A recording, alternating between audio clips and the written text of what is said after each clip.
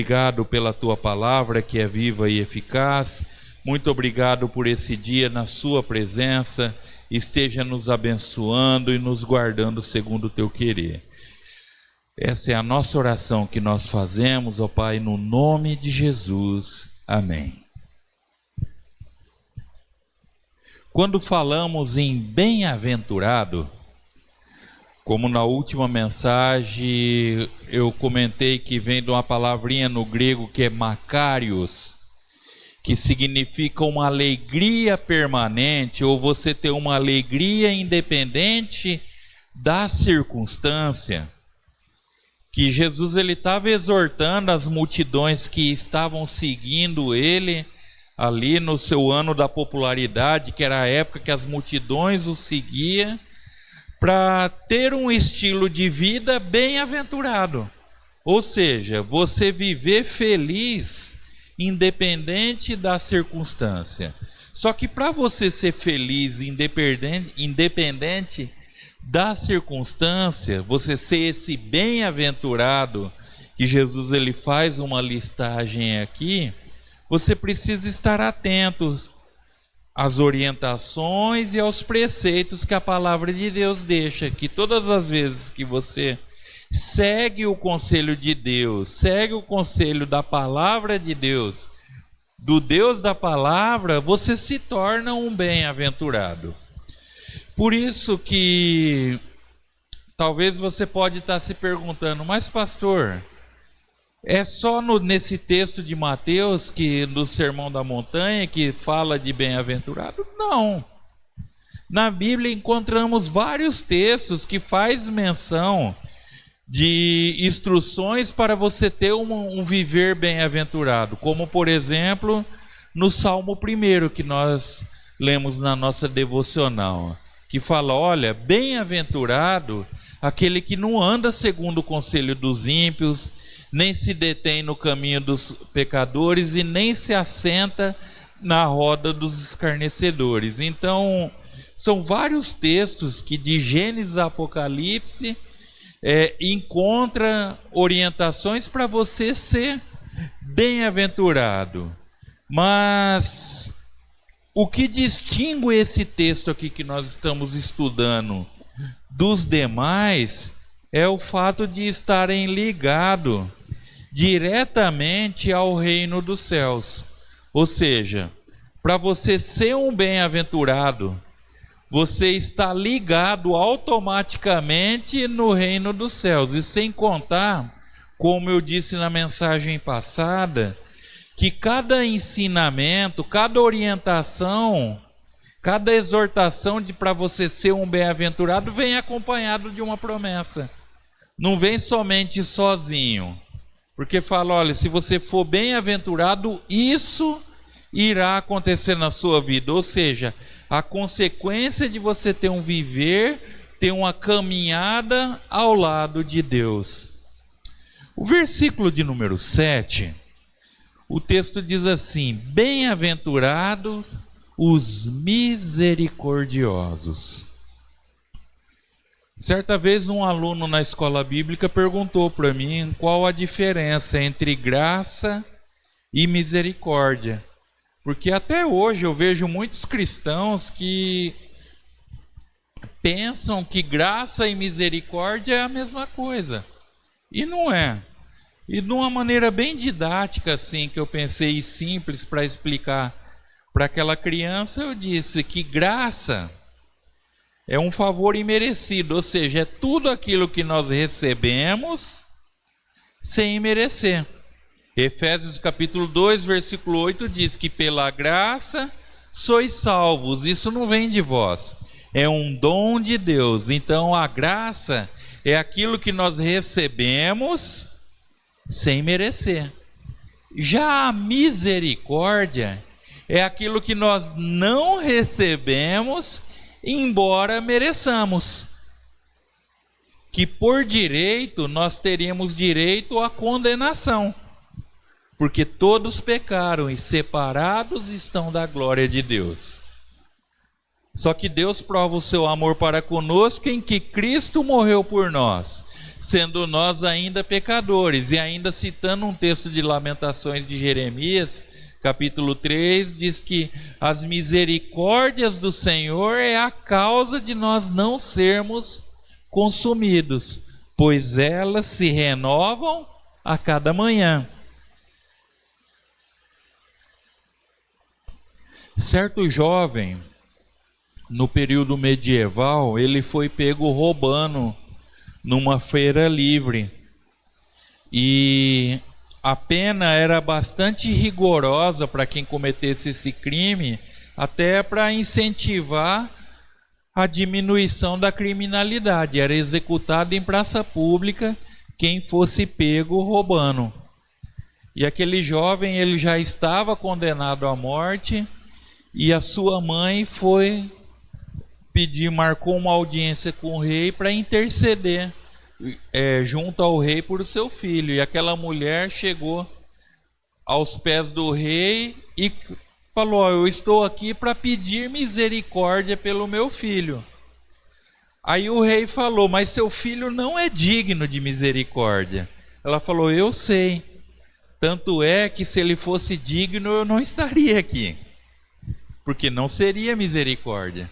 Porque a misericórdia é aquilo que nós recebemos, quer dizer, nós deixamos de receber mesmo merecendo. E o texto está dizendo aqui: bem-aventurado, ou seja, mais que feliz, aquele que é misericordioso, aquele que aplica na sua vida a misericórdia, que tem um viver misericordioso. Quando pensamos em misericórdia, você faz a junção de duas palavras, que é a piedade mais a compaixão. Daí vem a misericórdia, ou do latim, que é a miséria cardius, que é a miséria de coração, que significa você ser gentil, às vezes mesmo com pessoas que não merecem. Você ser uma pessoa compassiva, até mesmo com aqueles que zombam de você. Você ser solidária, até mesmo com aquelas pessoas que nunca te dirão obrigado. Você agir de misericórdia, ou seja, você levar uma vida que a sua ação esteja em conjunto com a sua intenção. Porque não adianta às vezes você fazer uma boa obra e você pensar: mas a vontade que eu tenho é de apertar ele. Isso não é misericórdia. Porque os fariseus, eles faziam isso, eles davam esmolas nas esquinas para mostrar que eles eram bons. E o próprio Senhor Jesus disse que a sua recompensa eles receberam ali naquele momento. Ou seja, misericórdia é as suas ações andar em consonância com o seu coração. Você vê, você sentir a vontade de fazer e você fazer porque você sabe que se fosse com Deus, Deus agiria da mesma maneira com você. Isso é você agir de misericórdia. Como na quinta-feira é mais à vontade, então eu vou pedir para os irmãos abrir alguns textos para a gente estar compartilhando. Alguém abre para nós Lucas 6,36 e outro pode abrir Tiago capítulo 2, versículo 13, para nós ganharmos tempo. Lucas capítulo 6, versículo 36.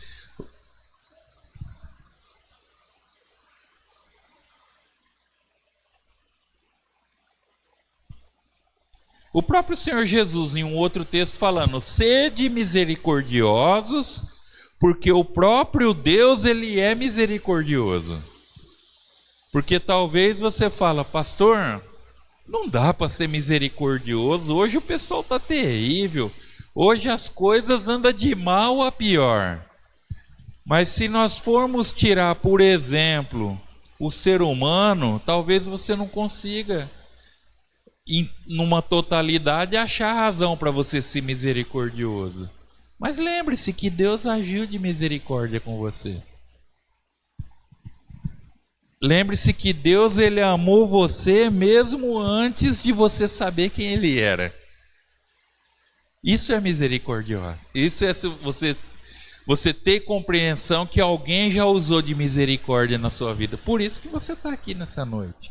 Por isso que estamos aqui nessa noite. Então Jesus, em outras palavras, estava falando: se você não encontra um padrão entre os homens para ser misericordiosos, sede misericordioso como o nosso Pai Celestial ele é. E ele continua sendo até os dias de hoje. Por isso que praticar a fé para ir ao encontro da necessidade dos outros. O pastor Gilmar, ele esteve pregando domingo agora a respeito disso, de uma fé prática. Porque se você tem fé, você pratica boas obras, você realiza bons feitos, porque você foi restaurado, você foi salvo por Deus, e por isso você age de misericórdia para com as pessoas. Não se assuste com isso que eu vou falar para vocês nessa noite. Mas o céu, ele não é um clubinho fechado, restrito. É para nós povoarmos ele, nós convidarmos e apresentarmos as maravilhas desse Deus vivo, desse Deus misericordioso, e o máximo de pessoas para nós alcançar. Muitas pessoas às vezes ficam restringindo: não, mas fulano não é digno de ir para o céu. Quem colocou como juiz, né? Então, nós temos que usar de misericórdia para essas pessoas, porque Jesus, ele morreu como um pior naqueles dias, para até que o pior fosse alcançado também. Isso é agir de misericórdia. E é interessante que aí vem a promessa, né? Porque bem-aventurado ou mais que feliz os misericordiosos, porque eles alcançarão misericordiosos. Com o mesmo peso que você está agindo, você também será julgado. Ou seja, você está agindo com misericórdia e Deus está usando de misericórdia para a sua vida. Tiago capítulo 2, versículo 13. Vamos ver o que diz.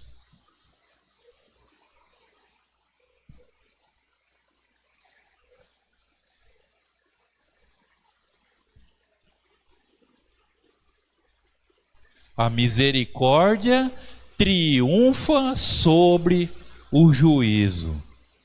É uma palavra dura. Às vezes para aquelas pessoas que têm uma ótica que só consegue olhar para uma direção. Mas bem-aventurado, feliz aquele que usa de misericórdia. Porque eles alcançarão misericórdia. Porque a misericórdia é maior do que o juízo. É possível a misericórdia de Deus encobrir as nossas falhas. Quando você tem um coração aberto, quando você tem um coração desejoso. Eu estava estudando uma das mensagens que eu vou pregar esse final de semana na Transkids, que é sobre a vida de Samuel. E uma coisa que estava me chamando a atenção, que as pessoas que eram para ser a luz, que era para ser responsável pelo apresentar Deus para as pessoas, eram ímpios, que eram os filhos de Eli. E mesmo Samuel morando no meio deles, ele fez a escolha de escolher Deus para a vida dele. E é interessante isso. E mesmo Samuel sendo criado pelo pai de Ofni e Finéias. Então a criação ali era a mesma. Mas Samuel, ele preferiu escolher Deus. Então, e Deus, ele age com misericórdia. É por isso que aí serve até de transição para o próximo ponto, para a próxima bem-aventurança que o texto diz.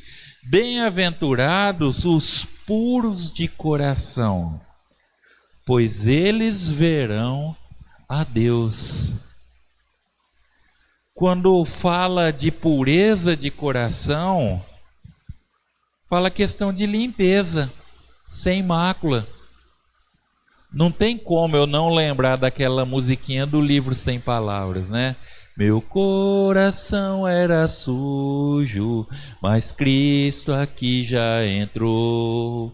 Com seu precioso sangue, tão alvo assim nos tornou. E disse em sua palavra, que em ruas de ouro andarei.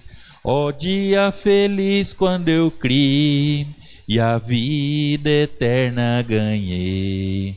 Quando fala de coração puro, é justamente isso, é um coração limpo, é um coração que está isento de vaidade, de malícia. É um coração que está sem as manchas que o pecado pode proporcionar. Mas pastor, você acabou de dizer que todos pecaram, como é que é isso? Uma coisa é você pecar involuntariamente. Outra coisa é você escolher pecar para depois tentar negociar com Deus. Nós temos que tomar cuidado com isso. O povo de Israel, por eles se sentirem povo de Deus, chegou um ponto na vida deles que eles começavam já a ter pecados agendados para ter os seus cabritinhos lá para oferecer sacrifício. Não, eu peco, mas eu já tenho os meus cabritos gordos para poder oferecer como sacrifício. Até que chegou um ponto que Deus falou: eu estou com nojo das gorduras que vocês estão oferecendo no altar. Porque Deus se agrada mais com obediência do que com sacrifício. E quando falamos de um coração puro, é um coração obediente, que você deseja escolher Deus na sua vida, que você deseja seguir os preceitos de Deus na sua vida, que não pensar que Deus é um velhinho de barba branca que vai estar aceitando tudo na sua vida e no final de tudo ele vai falar: vai, entra, eu preparei o céu para você.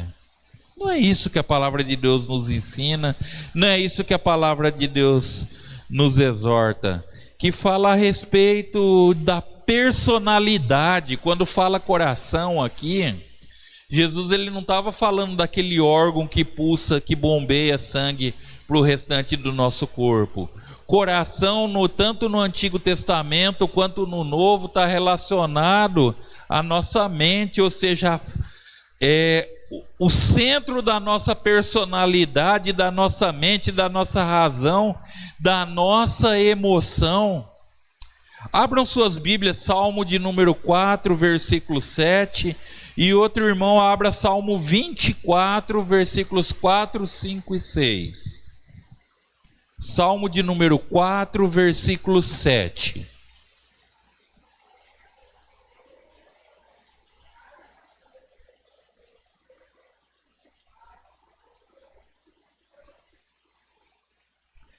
Olha que gostoso, o salmista ele está dizendo que a alegria que Deus coloca no coração dele é muito mais do que uma colheita farta.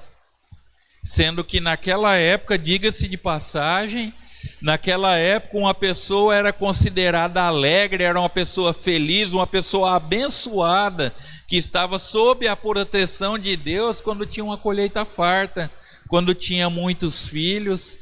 E aqui o salmista está falando: olha, o meu coração está tão alegre por a alegria que o Senhor colocou no meu coração, muito mais do que uma colheita abundante, ou meus lagares estar cheios de vinho. Algumas outras versões colocam assim, porque é justamente isso, é essa pureza, essa simplicidade de coração. Tanto é que por isso que o Senhor Jesus ele fala, né, que nós devemos ter um coração igual de uma criança, coração igual de um pequenino, ou seja, com a pureza, com a simplicidade, com a reciprocidade de uma criança. Porque como que é gostoso a gente ver a pureza de uma criança. nas suas atitudes, no seu comportamento. Com a criança é ou não é, se gostou, não gostou, já fala ali e nós sabemos.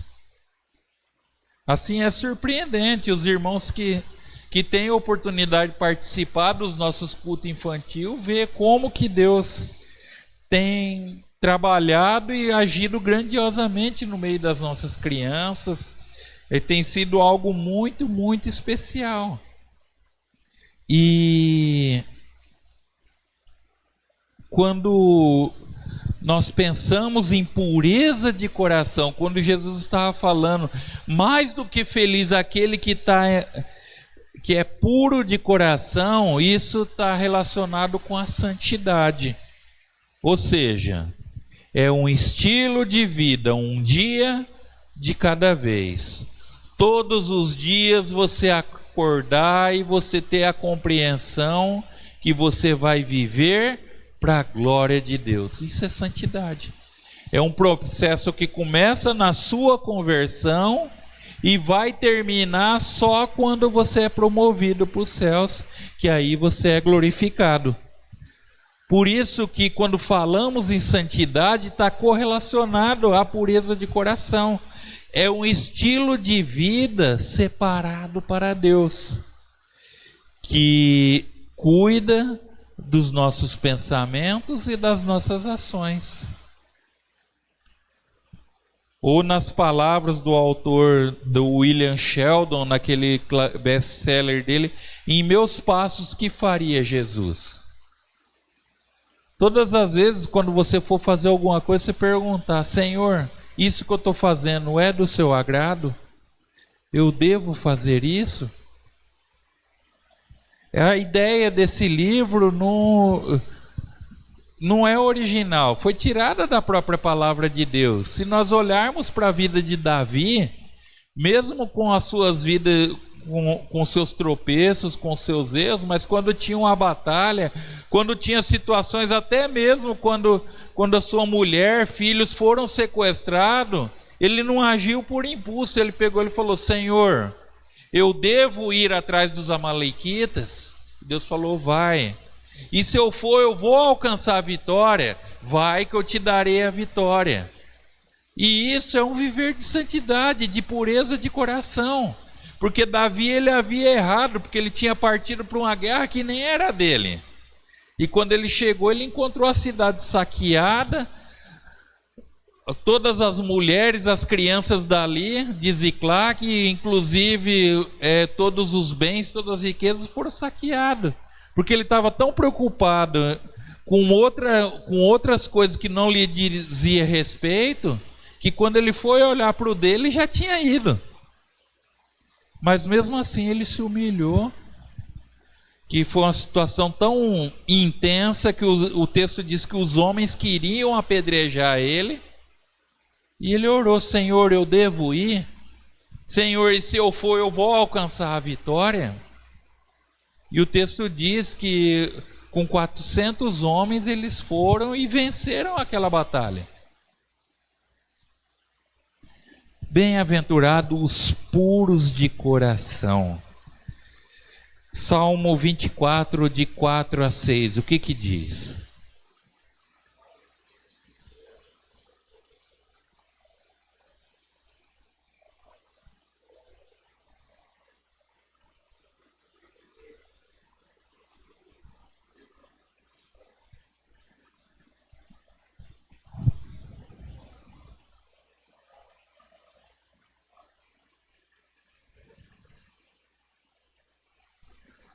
É 24, pastor? Não, Salmo 24.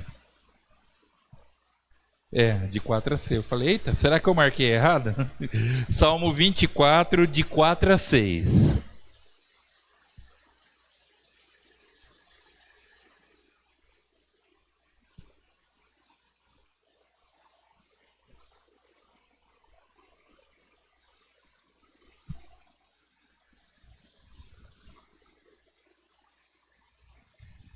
Bem-aventurados os puros de coração, pois eles verão a Deus. Davi, no Salmo 24, ele pergunta, né? Quem subirá ao monte do Senhor e quem estará no seu santo lugar? Aí responde: aquele que é limpo de mãos e puro de coração, pois ele não entrega sua alma à vaidade, nem jura enganosamente. Esse receberá, olha que interessante, versículo 5. Esse receberá do Senhor a bênção e a justiça do Deus da sua salvação. Bem-aventurados os puros de coração. Qual que é a recompensa? Você verá a Deus.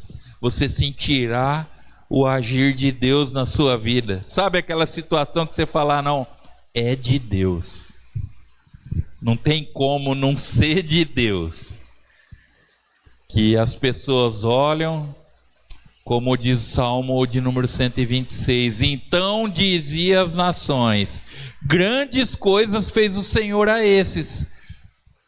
E eles de lá falavam, realmente, grandes coisas fez o Senhor por nós, por isso estamos cheios de alegria. Vocês percebem? Cheios de alegria, bem-aventurado, mais do que feliz, porque eles estavam voltando depois de 70 anos de cativeiro. Então a alegria daquele povo era transbordante, que as pessoas olhavam e via que era um povo bem-aventurado. Os erros que eles haviam cometido ficou para trás ali. Depois deles terem passado pelo deserto do cativeiro, eles foram libertos.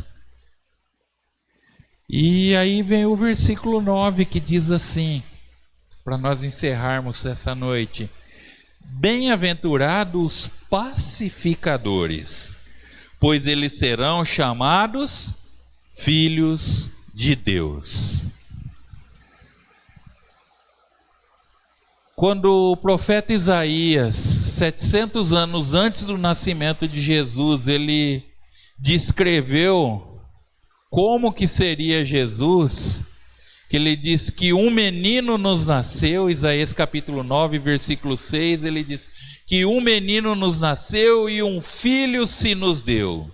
E o governo está sobre os seus ombros, e o seu nome será Maravilhoso, Conselheiro, Deus Forte, Pai da Eternidade e Príncipe da Paz.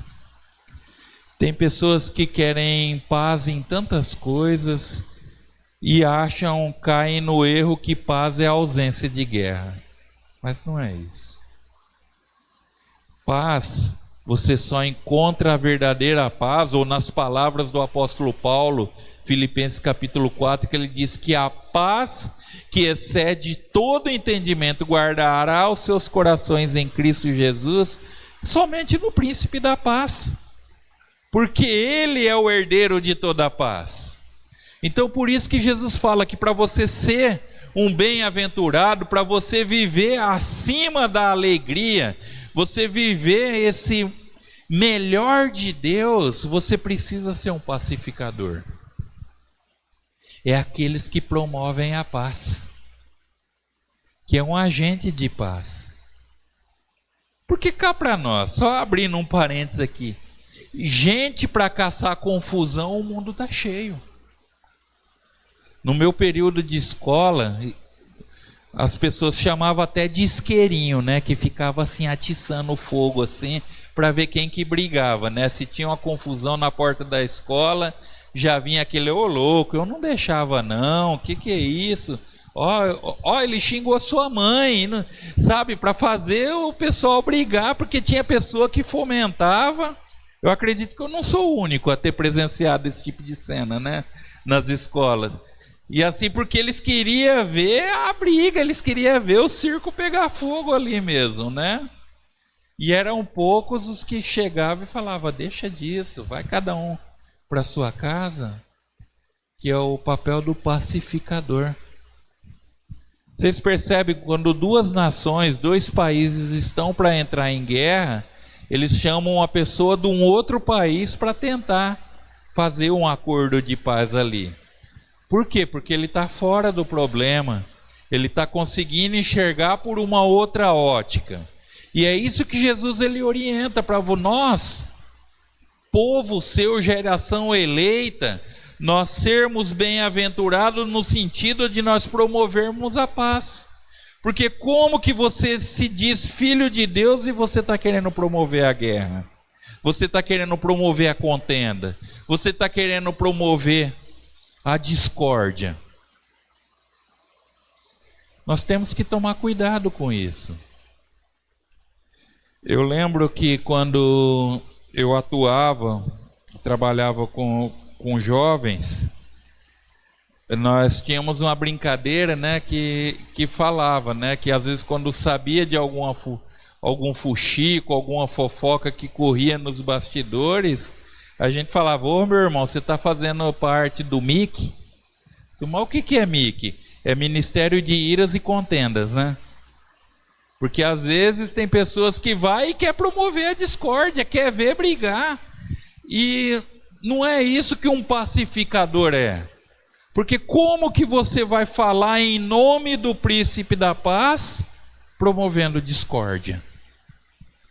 Como que você vai saber que dois irmãos estão brigados e você não vai conversar com eles para pelo menos tentar ser um agente de reconciliação? O apóstolo Paulo fala: por Cristo nós rogamos que vos reconcilieis com Deus. Nós temos que ser esses promotores de reconciliação. E só é possível se você tiver o príncipe da paz no seu coração. Último versículo para essa noite. Romanos capítulo 12, verso 18. Que o relógio não está em paz comigo hoje.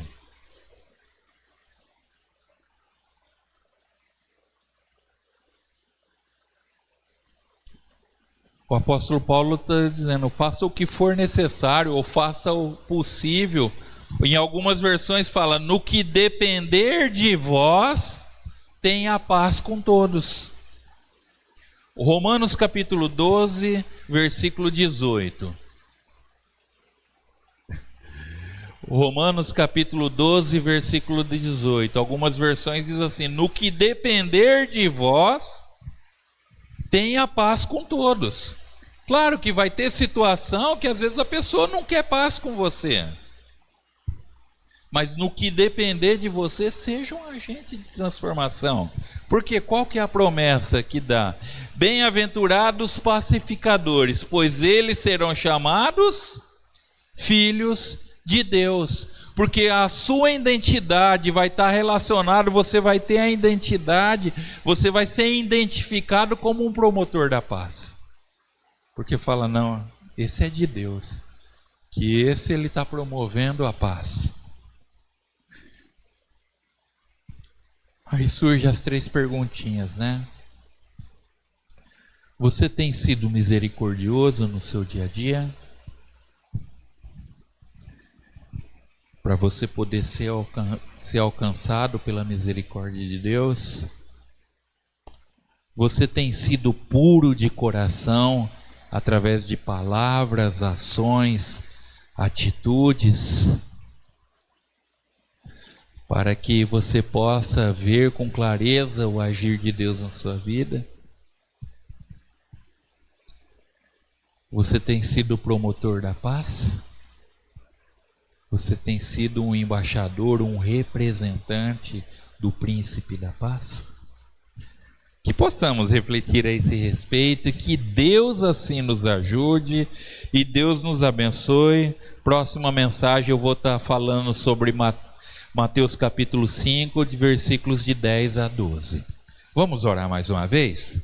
Pai Santo, nós te louvamos pela tua palavra que é viva e eficaz. Esteja abençoando as nossas vidas, nos levando em segurança aos nossos lares.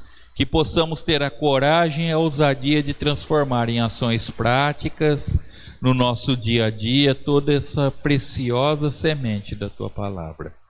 Abençoe tudo que a tua igreja irá realizar, ó Pai.